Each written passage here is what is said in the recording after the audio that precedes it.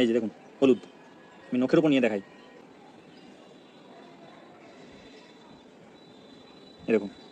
এইটা কিন্তু অ্যালোভেরাতে উপস্থিত টক্সিন। তো আপনি যদি অ্যালোভেরা ব্যবহার করেন, আগে 15 মিনিট এটাকে জলে ভিজিয়ে রাখবেন, তাতেই টক্সিনটা বেরিয়ে যাবে। তারপর আবার ভালো জলে সেটাকে ওয়াশ করে নিতে হবে, তারপর আপনি ভিতরের এই অংশটিকে বের করে নিন।